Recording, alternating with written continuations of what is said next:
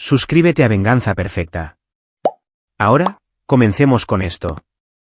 El teléfono satelital vibró contra el pecho de Daniel Garza a las 3 de la madrugada y 47, atravesando la noche en Europa del Este como una cuchilla. Estaba posicionado en una cresta con vista a un presunto depósito de armas, la escarcha cristalizándose en su traje de camuflaje cuando se abrió la línea encriptada. La voz de su madre era un sonido que no había escuchado en 4 meses. ¿Daniel? La voz de Juana García se quebró, y la sangre de Daniel se volvió más fría que el aire bajo cero a su alrededor. Su madre no lloraba. Había enterrado a su padre sin lágrimas. Lo había criado sola en los peores barrios de Monterrey sin quebrarse. Carlitos está en cirugía. Ese hombre, el de Marisa. Lo golpeó con un tubo de plomo 14 veces. Dijeron que su cráneo. Daniel escuchó a su hijo llorando en el fondo. Un fino gemido de dolor que atravesó cada muro que había construido en 12 años de operaciones especiales. Carlitos tenía 9 años. ¿9? ¿Quién? La palabra salió plana, muerta. Tadeo Mendoza.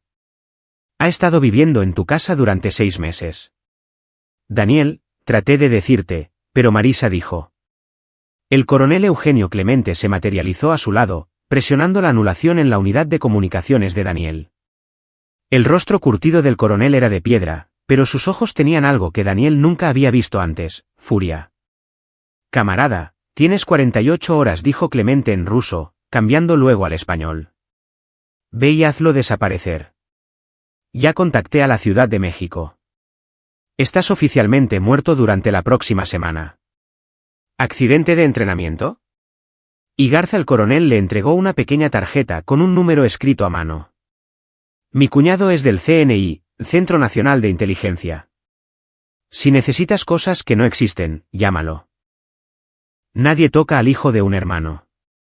Daniel ya se estaba moviendo antes de que el coronel terminara de hablar, su equipo ya empacado, su mente cambiando al modo operativo frío que lo había mantenido con vida en Chechenia, Siria y lugares que no tenían nombre. Pero debajo de ese hielo, algo más oscuro se desenroscaba. Algo que había mantenido encerrado desde que se puso un uniforme por primera vez a los 18 años. El vuelo de Varsovia a Monterrey tomó 19 horas con conexiones. Daniel las pasó revisando todo lo que sabía, construyendo perfiles en su cabeza. Tadeo Mendoza. Su madre había mencionado el nombre una vez en un breve correo electrónico hace meses. El amigo de Marisa que estaba ayudando en la casa. Daniel había estado en Siria coordinando con facciones rebeldes y lo archivó como la típica desaprobación de su madre hacia las decisiones de Marisa. Conoció a Marisa Barrios hace 7 años en un evento benéfico para veteranos en Saltillo. Era una representante de ventas farmacéuticas, rubia y hermosa, con una risa que le hacía olvidar las cosas que había hecho en lugares oscuros. Se casaron 6 meses después, justo antes de su despliegue a Ucrania. Carlitos llegó un año después de eso, la única luz en el mundo de Daniel cuando rotaba a casa entre asignaciones. Pero los despliegues se hicieron más largos, las misiones más oscuras, y en algún lugar entre Alepo y Crimea, Marisa dejó de responder a sus llamadas con calidez. La última videollamada, hace 3 meses, ella parecía distraída, enojada por su ausencia. Carlitos necesita un padre que esté realmente aquí, había dicho ella. Daniel había prometido que esta era su última rotación, que haría la transición a roles de entrenamiento. Ella colgó sin decir que lo amaba. Debería haberlo visto venir. El aeropuerto internacional de Monterrey al amanecer era un tipo diferente de territorio hostil.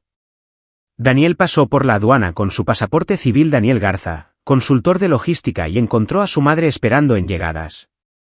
Juana García había envejecido una década desde que la vio la última Navidad. Su rostro estaba demacrado, los ojos enrojecidos. Está estable, dijo ella, atrayéndolo hacia un fuerte abrazo. Pero al ver la cara de Daniel. ¿Dónde está Marisa? En el hospital. ¿Con él? La boca de Juana se tensó. Ella llamó a la policía. Tomaron declaraciones. El tío de Tadeo es el jefe de policía en San Nicolás, Diego Mendoza. Él cerró el caso. Lo llamó un incidente doméstico, dijo que Carlitos lo provocó al faltarle el respeto a su autoridad. Daniel sintió que la fría calma operativa se asentaba más profundamente. Cuéntamelo todo desde el principio. Condujeron a la casa de Juana en su viejo Suru, y ella se lo expuso. Marisa había conocido a Tadeo en su gimnasio hace 8 meses. Tadeo era un contratista, con complexión de apoyador y con una reputación en San Nicolás de ser alguien a quien no se debía cruzar. Había sido encantador al principio, servicial. Luego se mudó temporalmente mientras Daniel estaba en el extranjero. La relación cambió. Tadeo bebía mucho, se volvió controlador. Marisa tenía miedo de irse porque Tadeo tenía conexiones, su tío, el jefe de policía, su hermano, Diego Mendoza Jr., dirigía una empresa de construcción con vínculos con los proyectos de desarrollo de Monterrey, y sus primos estaban dispersos por la administración de la ciudad. Carlitos trató de protegerla, dijo Juana, con la voz quebrada. Hace 2 noches, Tadeo llegó a casa borracho. Le estaba gritando a Marisa por la cena. Carlitos le dijo que dejara en paz a su mamá. Tadeo agarró un tubo de su camioneta y... Ella no pudo terminar. Daniel miró por la ventana hacia la mañana gris de Monterrey. El hospital. Llévame allí.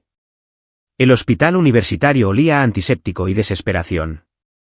Daniel caminó por los pasillos con Juana con su ropa de civil, jeans y una chaqueta negra, sintiéndose fuera de lugar después de meses en equipo táctico. Una enfermera los dirigió a la UCI pediátrica, 3er piso. Marisa estaba en la sala de espera mirando su teléfono. Levantó la vista cuando Daniel entró, y algo parpadeó en su rostro, culpa, miedo, alivio, todo mezclado. Se puso de pie, comenzó a caminar hacia él, luego se detuvo. Daniel, no pensé que tú. Dijeron que estabas en una misión. ¿Dónde está él? Habitación 304. Dijeron que solo familia, pero yo. Daniel ya se estaba moviendo. La enfermera en el mostrador trató de detenerlo, pero Juana debió haber dicho algo porque la mujer se hizo a un lado. La habitación 304 estaba al final del pasillo, tranquila excepto por el pitido constante de los monitores. Carlitos se veía imposiblemente pequeño en la cama del hospital, su rostro era un desastre de moretones y cinta quirúrgica. Su ojo izquierdo estaba hinchado y cerrado. Un tubo de drenaje salía de su cráneo y su brazo derecho estaba en un yeso, pero respiraba. Vivo. Daniel se sentó en la silla junto a la cama y tomó la mano buena de su hijo con cuidado. Los ojos de Carlitos se abrieron temblorosamente el que podía y se enfocaron en el rostro de su padre. Papá. Su voz era apenas un susurro. Estoy aquí, soldado. Él lastimó a mamá. Traté de detenerlo, pero era demasiado grande. Lamento no haber sido lo suficientemente fuerte. Lágrimas se filtraron del ojo hinchado de Carlitos. Daniel sintió que algo se rompía dentro de su pecho, pero su voz se mantuvo firme. Hiciste exactamente lo correcto. Protegiste a tu madre. Eso requiere más fuerza que la que tienen la mayoría de los hombres. Se inclinó más cerca. Y Carlitos, ese hombre nunca te lastimará a ti ni a nadie más otra vez. Te lo prometo. ¿Entiendes? Carlitos asintió levemente, luego hizo una mueca de dolor. ¿Qué vas a hacer? Algo en lo que soy muy bueno. Daniel apretó la mano de su hijo suavemente. Descansa ahora. Cuando despiertes, todo será diferente. Se quedó hasta que Carlitos volvió a dormirse, luego regresó a la sala de espera. Marisa estaba sola ahora, Juana había ido a buscar café. Ella lo miró con los ojos enrojecidos. Daniel, lo siento mucho. Nunca quise. ¿Dónde está él? ¿Tadeo? No lo sé. Se fue después de que sucedió. Su tío se encargó del informe policial. Están diciendo que fue un accidente. Que Carlitos se cayó. Su voz se elevó. Traté de decirles lo que realmente sucedió, pero no escucharon. Diego Mendoza dijo que si presionaba, haría que me investigaran por poner en peligro a un menor por dejar que Tadeo estuviera cerca de Carlitos en primer lugar. Daniel estudió a su esposa, la mujer con la que se había casado, la madre de su hijo, y vio a una extraña. Débil, asustada, cómplice. Ella dejó que esto sucediera a través de sus decisiones, su cobardía. Pero ese era un ajuste de cuentas para más tarde. ¿Sabe Tadeo que he vuelto? No, no se lo dije. Pero Daniel, tienes que tener cuidado.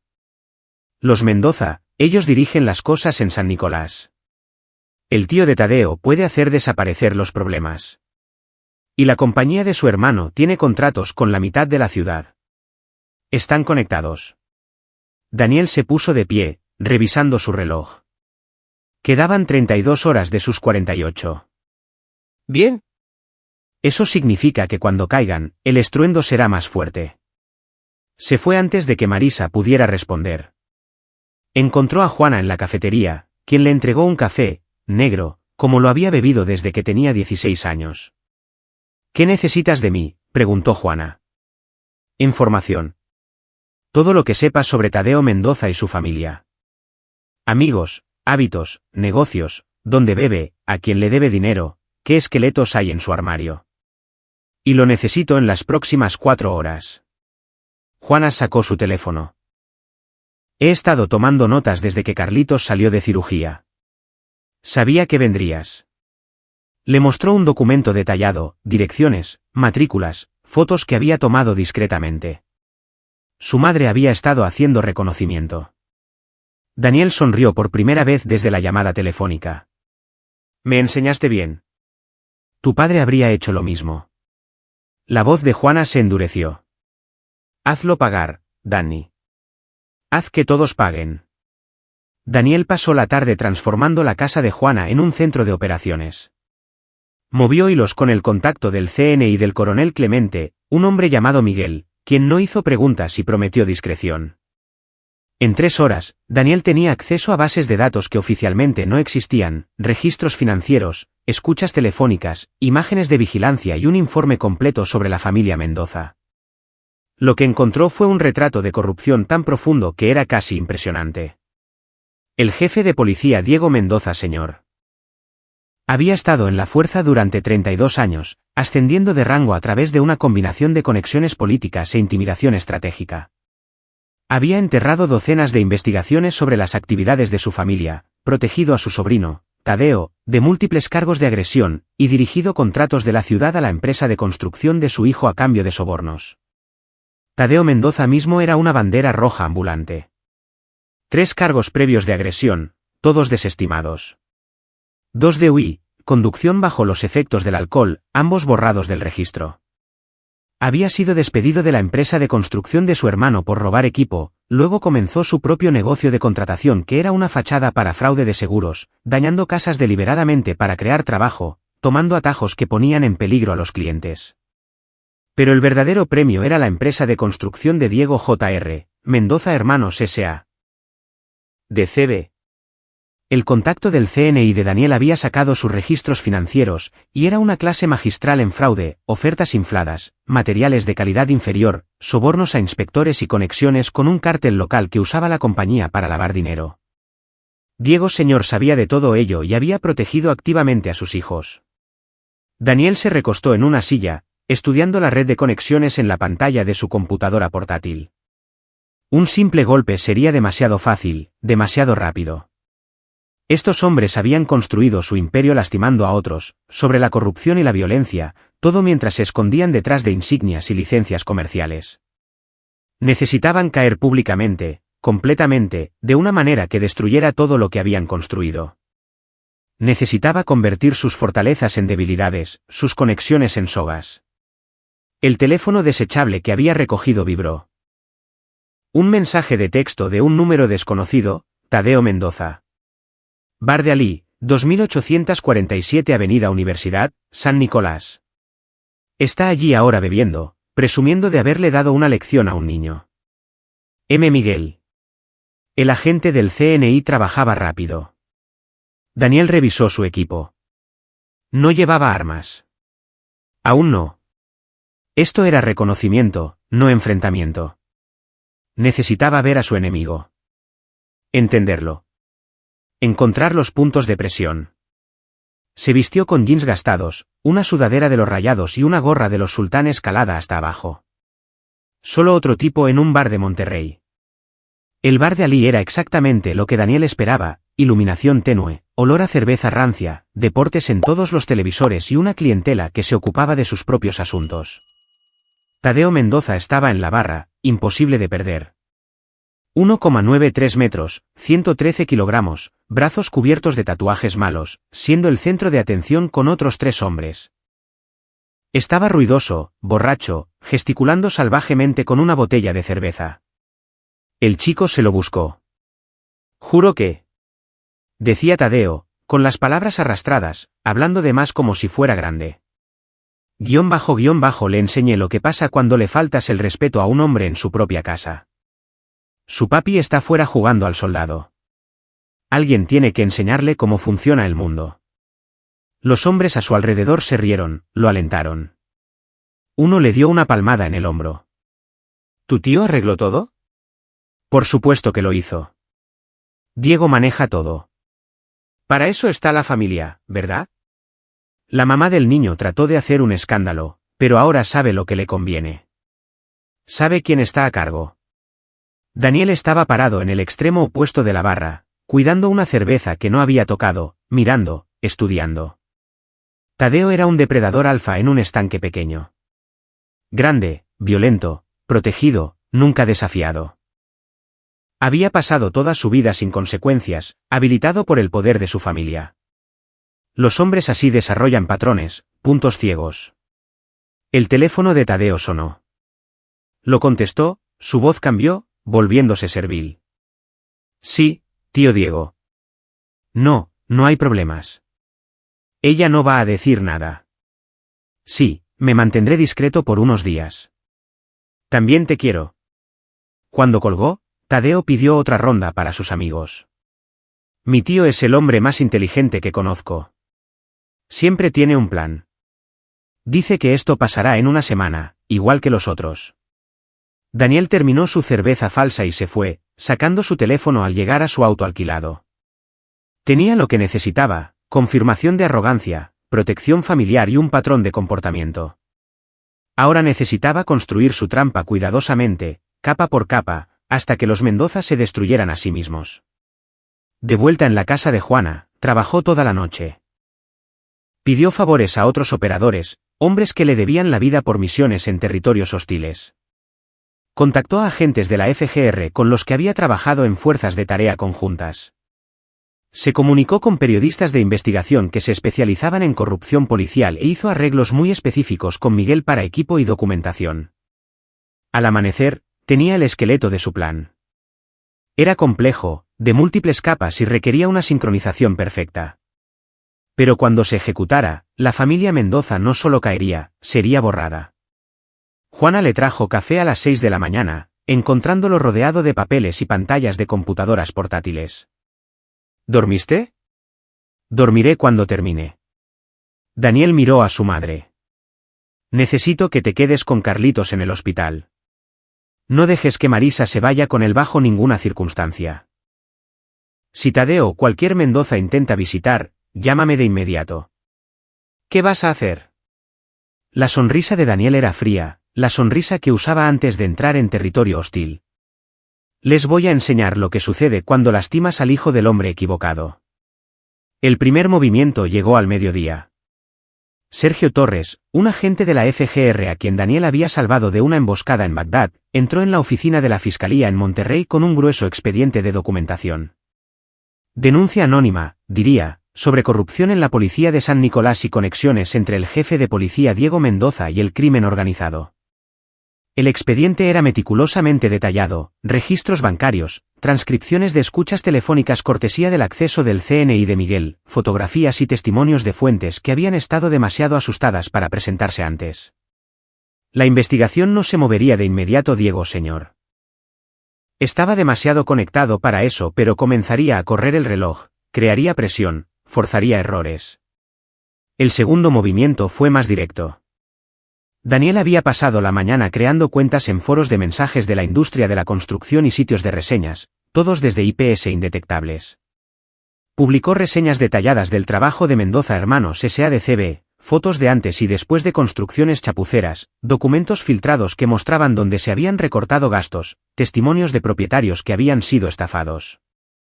Ató todo con informes de inspección de edificios disponibles públicamente que habían pasado misteriosamente a pesar de violaciones obvias.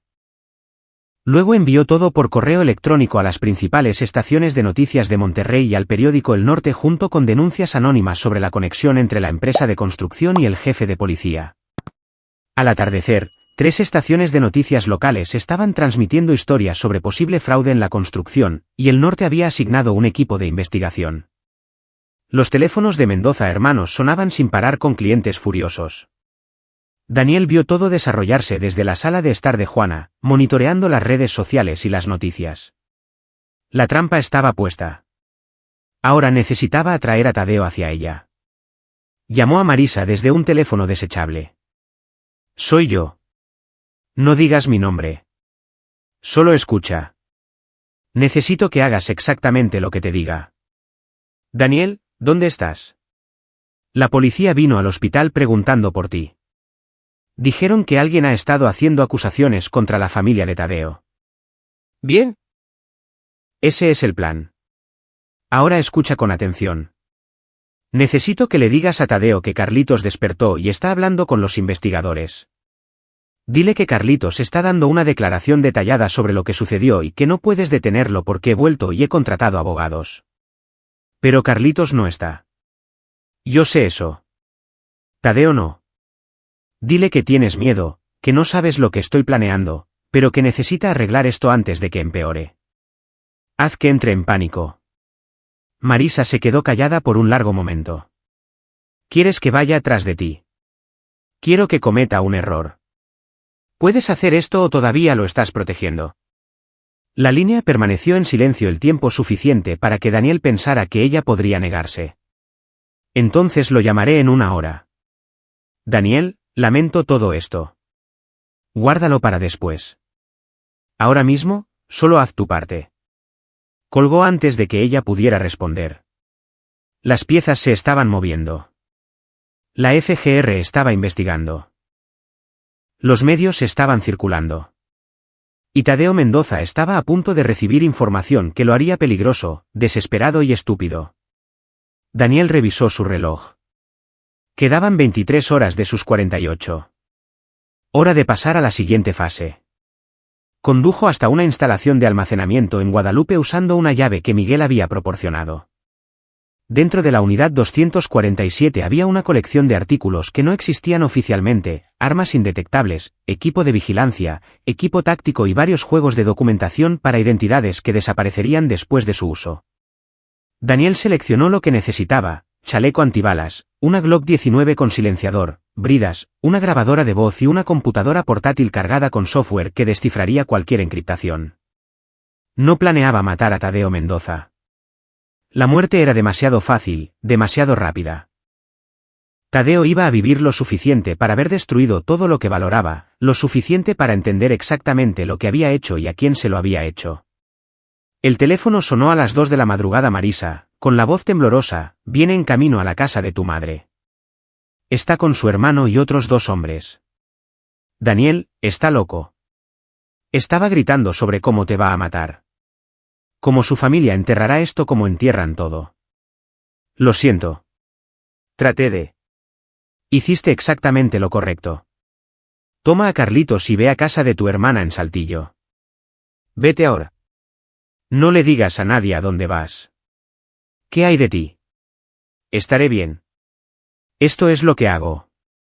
Daniel colgó y miró a Juana, que había estado escuchando. Hora de que tú también te vayas. Quédate con la señora Patterson al lado. No vuelvas hasta que yo te llame. Juana le apretó el hombro. Hazlos pagar por Carlitos. Ese es el plan. Después de que ella se fue, Daniel se movió por la casa eficientemente, preparándose de una manera que controlaría el encuentro. Desactivó la luz del porche delantero, se posicionó en la cocina oscura con línea de visión a ambas entradas y esperó. La calma operativa se asentó sobre él como un abrigo familiar. Ritmo cardíaco constante, respiración controlada, mente clara. 20 minutos después, unos faros barrieron las ventanas. 2 vehículos, una Lobo F-251 Dodge Charger. 4 hombres bajaron, Tadeo a la cabeza llevando lo que parecía un bate de béisbol. Su hermano Diego Jr. tenía una llave de cruz. Los otros 2 hombres no llevaban nada, probablemente pensando que su presencia era suficiente intimidación. Tadeo pateó la puerta principal sin dudarlo, la madera astillándose. Garza. Sal aquí, cobarde. ¿Crees que puedes meterte con mi familia? ¿Crees que puedes esparcir mentiras sobre nosotros? Se movieron por la casa, ruidosos y torpes, la adrenalina y el alcohol haciéndolos estúpidos. Daniel esperó en las sombras, observando sus posiciones, calculando ángulos. Cuando Tadeo llegó a la entrada de la cocina, Daniel salió detrás de él y presionó la Glock en la base de su cráneo. No te muevas. No hables.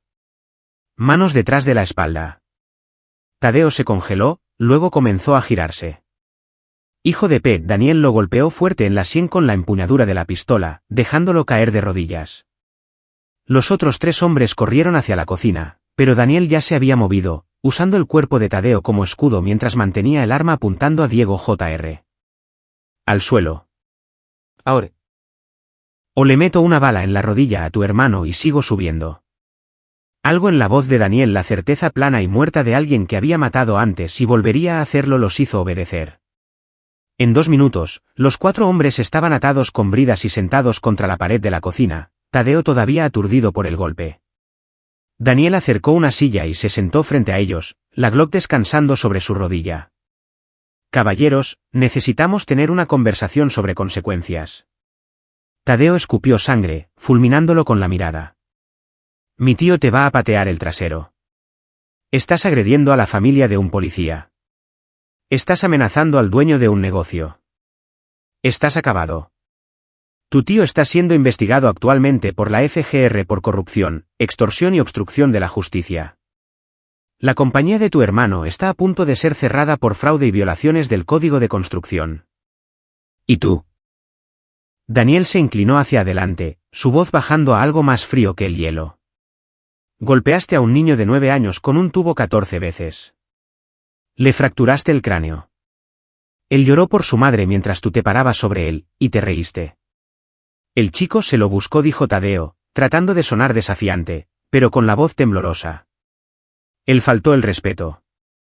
El puñetazo rompió la nariz de Tadeo con un crujido húmedo. La sangre roció su camisa. Gritó, pero Daniel ya se había movido hacia atrás, acomodándose en su silla de nuevo. Voy a explicarte algo, dijo Daniel en voz baja. He pasado 12 años en operaciones especiales.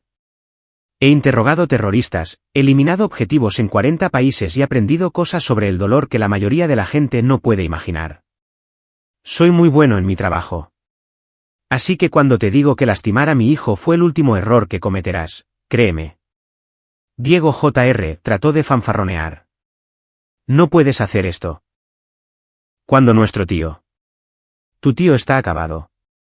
Para la mañana, su carrera habrá terminado. La evidencia en su contra es abrumadora, y ya está en manos de personas que no pueden ser compradas. Las licencias de tu empresa de construcción serán revocadas para el final de la semana. Tus contratos serán cancelados. Tus clientes demandarán. Y ambos. Daniel miró entre los hermanos, me van a ayudar a asegurarme de ello. Guión bajo, te gruñó Tadeo a través de su nariz rota. Daniel se puso de pie, expulsó el cargador de su Glock y puso ambos en el mostrador detrás de él. Luego se quitó la chaqueta y se agachó frente a Tadeo, encontrando su mirada. ¿Te gusta lastimar a personas más pequeñas que tú? ¿Personas que no pueden defenderse? Veamos cómo te va contra alguien de tu propio tamaño. Cortó las bridas de Tadeo con un cuchillo, luego dio un paso atrás. Levántate. Defiéndete. Tadeo se puso de pie a duras penas, limpiándose la sangre de la cara, la rabia y el miedo luchando en sus ojos. Era más grande que Daniel, más joven y acostumbrado a ganar a través del tamaño y la violencia.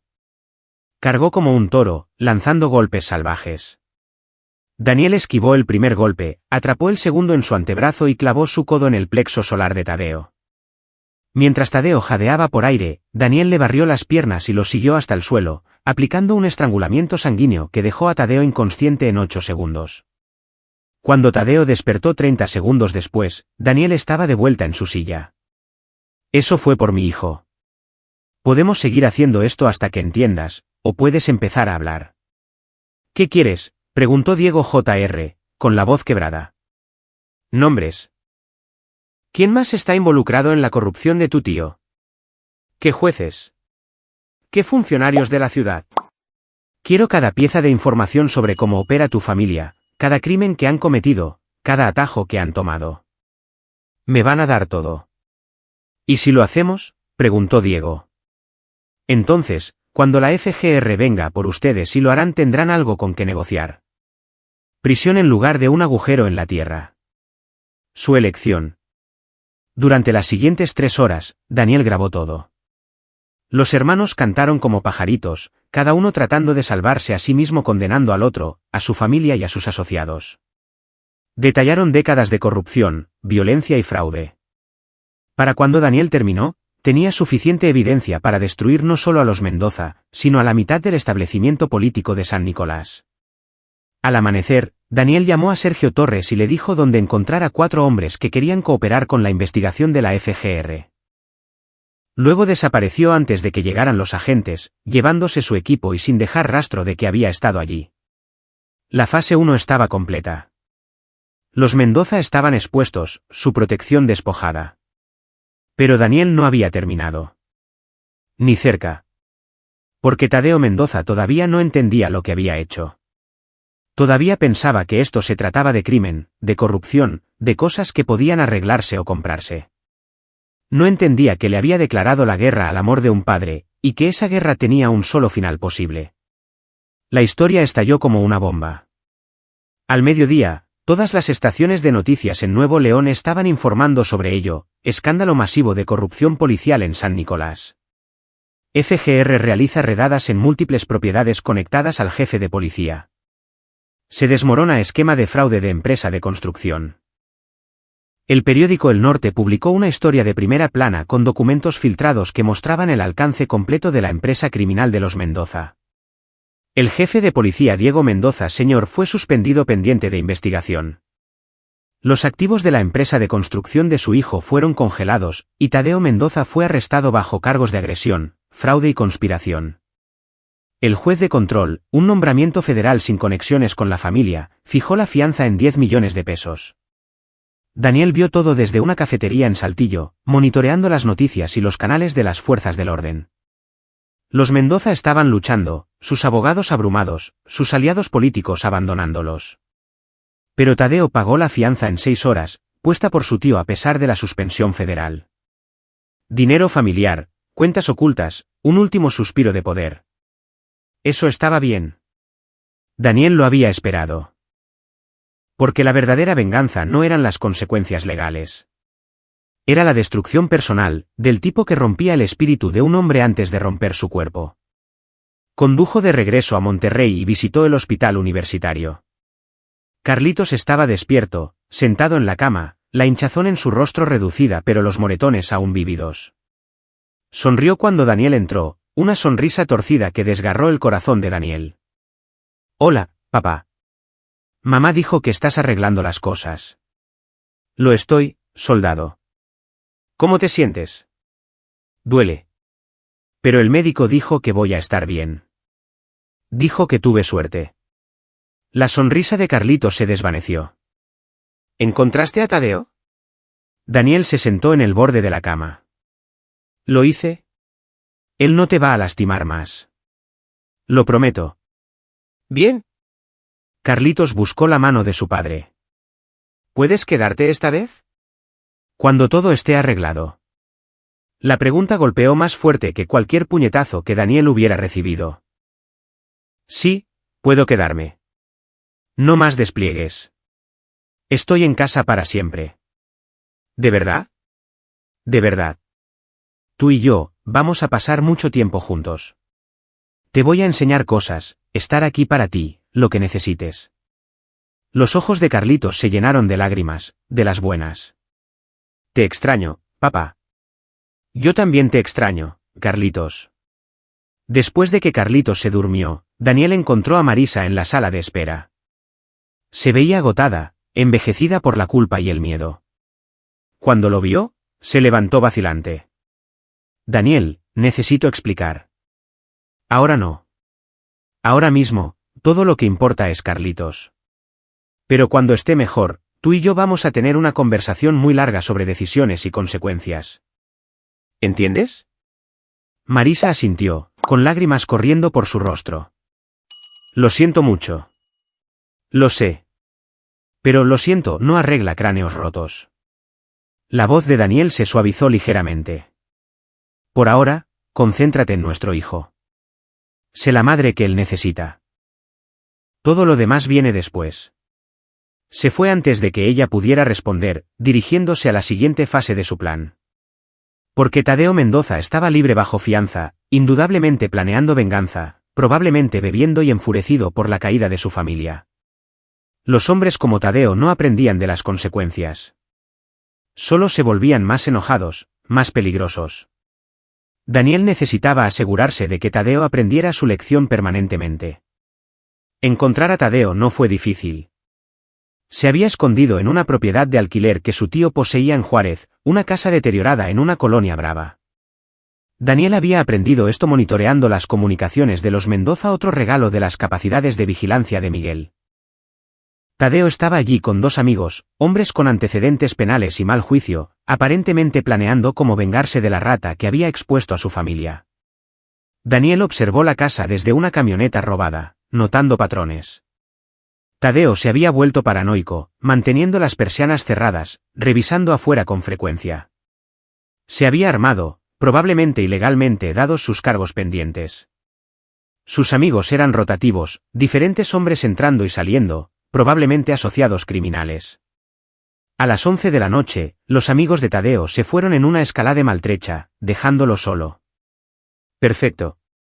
Daniel esperó otra hora, asegurándose de que nadie regresara, luego se acercó a la casa desde atrás. La puerta trasera estaba cerrada con llave pero mal asegurada. La abrió en 30 segundos, deslizándose adentro silenciosamente. La casa olía a cerveza rancia, cigarrillos y desesperación. Tadeo estaba en la sala de estar, repantigado en un sofá, viendo la cobertura de noticias del escándalo de su familia. Una botella de tequila estaba en una mesa de café, medio vacía. Tenía una pistola en un cojín a su lado, un revólver 38 barato. «¿Te ves cómodo?», dijo Daniel desde la entrada. Tadeo se enderezó de golpe, agarrando el revólver, pero Daniel ya tenía su Glock apuntando al centro de masa de Tadeo. «No lo hagas. Pon ambas manos sobre tu cabeza». El rostro de Tadeo pasó por varias expresiones, shock, miedo, rabia, antes de asentarse en una valentía desesperada. «Tú eres el indicado. Tú eres el que destruyó a mi familia». «No, tú destruiste a tu familia. Yo solo me aseguré de que todos lo supieran». Daniel entró en la habitación, manteniendo la distancia. «Golpeaste a un niño de 9 años y pensaste que tu tío lo haría desaparecer. Te has salido con la tuya lastimando gente toda tu vida porque la placa de papi te mantenía a salvo. Pero lastimaste al hijo de la persona equivocada». «Hombre grande con un arma», escupió Tadeo. «¿Vas a dispararme? Adelante, conviérteme en una víctima. Mi familia te destruirá en la corte». Daniel sonrió, frío y afilado. «No voy a dispararte, Tadeo. Eso sería demasiado fácil». Bajó la Glock, la puso en una mesa detrás de él. «Levántate. Terminemos lo que empezamos». Tadeo se levantó lentamente, con los puños cerrados. «¿Estás seguro de esto? He roto huesos antes. Los tuyos no serán diferentes. Solo hay una forma de averiguarlo».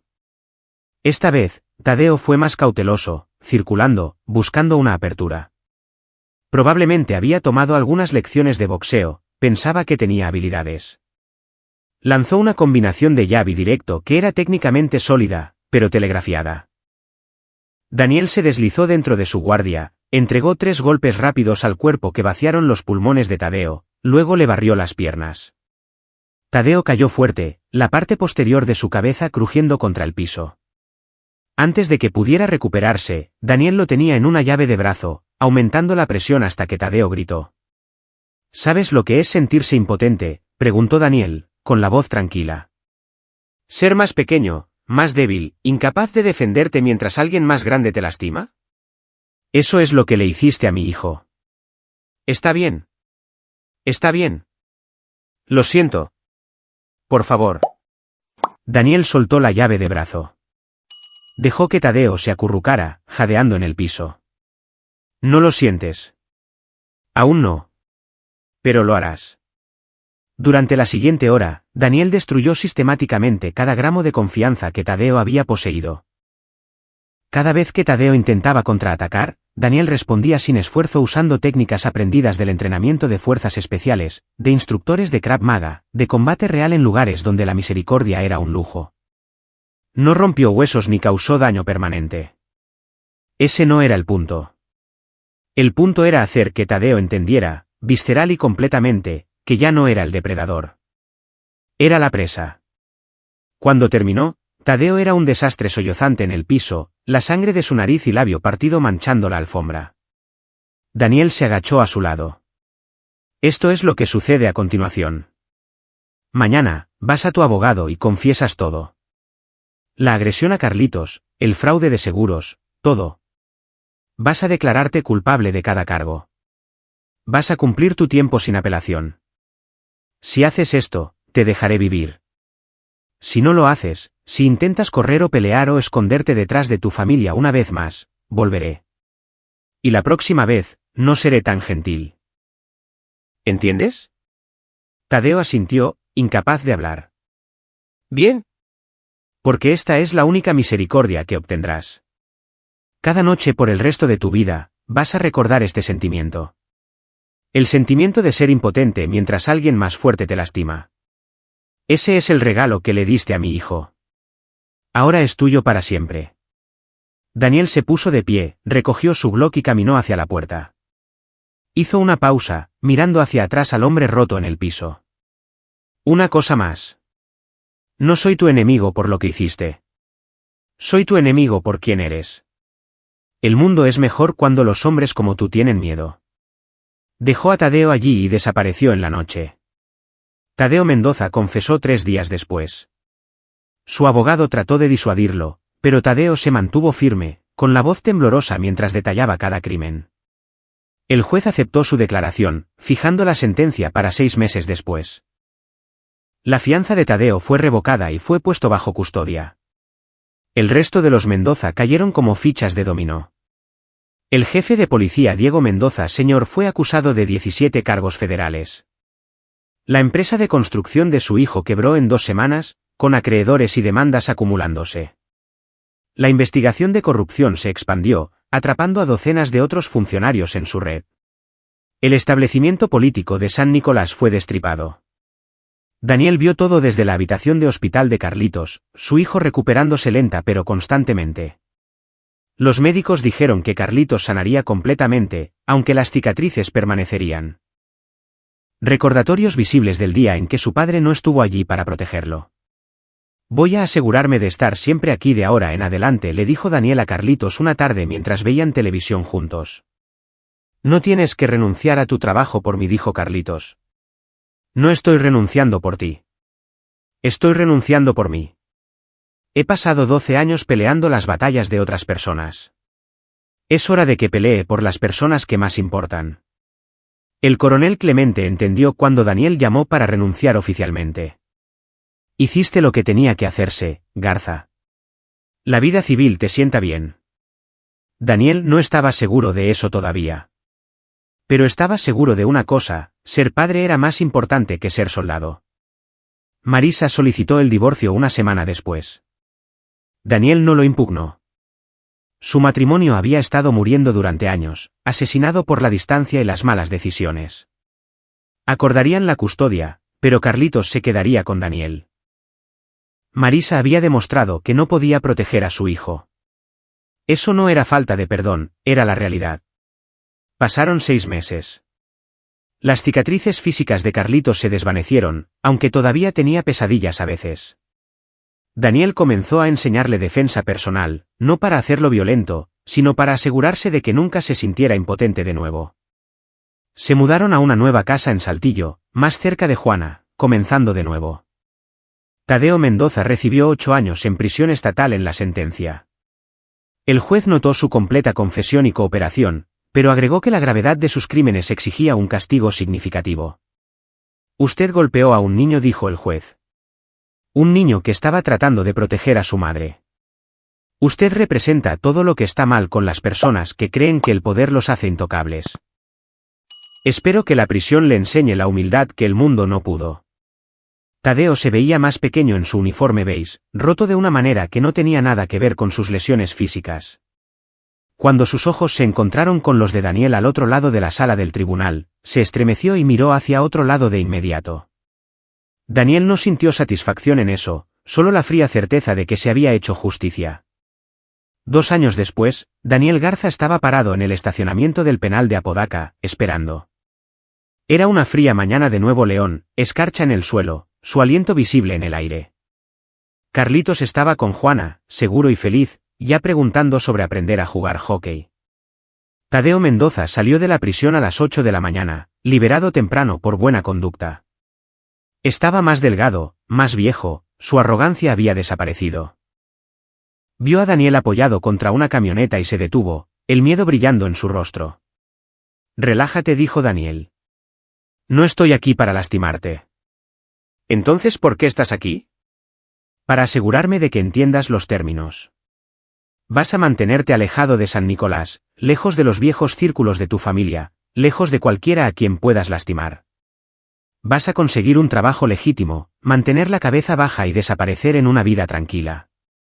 Si alguna vez escucho que has lastimado a alguien de nuevo, si alguna vez tan siquiera le levantas la voz a un niño, lo sabré. Y volveré. Tadeo asintió rápidamente. Entiendo. He terminado con todo eso. Solo quiero que me dejen en paz. Bien. Daniel se apartó de la camioneta. Entonces esta es la última vez que me verás. Vive una vida pequeña, Tadeo. Es más de lo que mereces. Se alejó conduciendo sin mirar atrás, dejando a Tadeo Mendoza parado solo en el estacionamiento de una prisión, libre, pero no realmente. Porque siempre estaría mirando por encima de su hombro, siempre esperando que las consecuencias de sus acciones lo encontraran de nuevo. Daniel no le contó a Carlitos sobre esta visita. Su hijo no necesitaba saber que el hombre que lo lastimó estaba fuera de prisión. Carlitos había seguido adelante, estaba prosperando en la escuela, haciendo amigos, aprendiendo a confiar de nuevo. Eso era lo que importaba. Esa noche, Daniel recogió a Carlitos de la práctica de hockey. Su hijo estaba exhausto pero feliz, hablando emocionado sobre un gol que casi había anotado. Se detuvieron por pizza, se sentaron en una cabina juntos, y Carlitos habló sobre su día. Problemas normales, alegrías normales, la vida de un niño que había sobrevivido a algo terrible pero que no estaba definido por ello. Papá, preguntó Carlitos mientras conducían a casa. ¿Estás feliz de no ser un soldado más? Daniel pensó en esa pregunta. Realmente pensó en ella. Extrañaba la camaradería, el propósito, la claridad de la vida militar. Pero había ganado algo más valioso, tiempo con su hijo, presencia en momentos que importaban, la capacidad de proteger lo que más amaba, no a través de la violencia, sino estando allí. Sí, dijo finalmente. Estoy feliz. Aquí es exactamente donde se supone que debo estar. Carlitos sonrió y volvió a su teléfono, seguro en la presencia de su padre. Y Daniel condujo a través de la tranquila noche de Nuevo León, sabiendo que había hecho lo que se propuso hacer hace 2 años cuando la llamada de su madre había destrozado su mundo. Había hecho desaparecer al hombre que lastimó a su hijo. No en una tumba, sino en la insignificancia, en el miedo, en una vida pequeña que nunca amenazaría a nadie de nuevo. Destruyó un imperio corrupto, expuso a criminales escondidos detrás de insignias y aseguró que se hiciera justicia. Pero lo más importante, había estado allí para Carlitos cuando más importaba. Había demostrado que el amor de un padre no eran solo palabras o llamadas telefónicas de larga distancia. Era acción, presencia, compromiso. Era elegir a tu hijo sobre todo lo demás, cada vez. Fuerzas Especiales le había enseñado a Daniel cómo ser letal. Ser padre le enseñó algo más difícil, como estar presente, ser paciente y protector de maneras que no involucraran violencia. Ambas habilidades tenían su lugar, pero solo una lo convertía en el hombre que quería ser. Tadeo Mendoza había aprendido lo que significaba lastimar al hijo de un soldado. La lección le había costado todo, su libertad, el poder de su familia, su sentido de invencibilidad. E incluso ahora, libre de prisión, nunca sería realmente libre. Siempre estaría mirando por encima de su hombro, esperando que el ajuste de cuentas llegara de nuevo. Ese fue el regalo de Daniel para él. No la muerte, sino la conciencia constante de cuán fácilmente la muerte podría encontrarlo si se salía de la línea. Era una misericordia que Tadeo nunca apreciaría y una venganza de la que nunca escaparía. Y Daniel Garza dormía pacíficamente cada noche, sabiendo que su hijo estaba a salvo, sus enemigos estaban rotos, y las 48 horas que el coronel Clemente le había dado habían sido suficientes para cambiarlo todo. La justicia, había aprendido, no siempre era legal. A veces era personal, calculada y entregada por un padre que quemaría el mundo para proteger a su hijo. Los Mendoza habían aprendido esa lección de la manera difícil, y nunca la olvidarían. Aquí es donde nuestra historia llega a su fin. Comparte tus pensamientos en la sección de comentarios. Gracias por tu valioso tiempo. Si disfrutaste esta historia, por favor asegúrate de suscribirte a este canal. Eso me ayudaría mucho. Haz clic en el vídeo que ves en la pantalla, y te veré.